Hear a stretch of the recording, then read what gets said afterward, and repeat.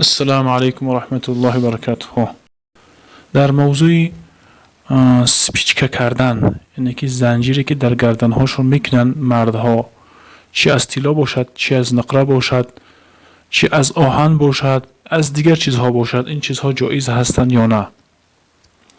در حقیقت برای مرد چله نقرگی اجازت هست و کردنش یگان باکی ندارد و غیر این چیزها دیگر بگم چی در زنجیر در گردن میکنن و در دست میبندن و در دیگر چیزهایی که استفاده میکنن آنها جایز نیستند، که در کتاب ها، تمام کتاب هایی که ما هستن ذکر میکنن محظورات و بعضی نمهاشون اباحت و محظورات نام میگیرن که چیزهایی که مباح هستن و چیزهایی که نادرست هستن گفته همه خیلی باب کردگی هستن.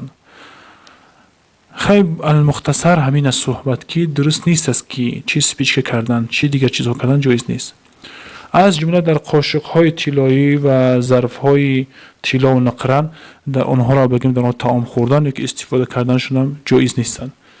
بعضی در همون چیزها از که جای فهمید هستند که برای تبابت کردن یا اینکه برای دیگر چیزها اگر تا ضرورت نباشد، اگر که طبیب اونو بگه که تو تنها همین را باید استفاده کنی، اگر این ضرورت نباشد اون جایز نیست از پیش خودش انسان بگه که این تبابتی بوده است و این خیلی بوده است و خیلی بوده است. پیامبر گرامی صلی الله علیه و آله من کردگی هستند.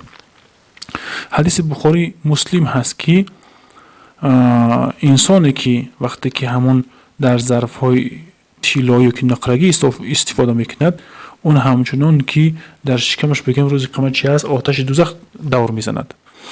در دیگر جای حدیثی که ایران متفق علیه هست که پیامبر گرامی صلی الله علیه و آله فرمودند که گفت انسان هایی که در ظرف های طلایی و نقرگی در این دنیا میخرن اونها در این دنیا هست برای اونها، یعنی که در آخرت برای اونها نیست، چون که از چیزهای جنت همش طلا و نقره و دیگر چیزهای قیمت بها است و همین گو برای شماست در آخرت، یعنی که انسان ها در دنیا استفاده میکنن برای اونها خیلی در دنیا هست، برای شما در آخرت هست، اونها در آخرت از این چیزها محروم میشن.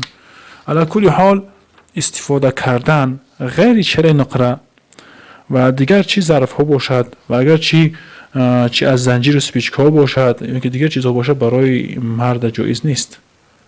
برای مرد این چیزها چقدر که محظورات ذکر میکنه که اینها ممنوع هستند و حرام هستند استفاده کردنشون. والله اعلم. السلام علیکم و رحمت الله و برکاته.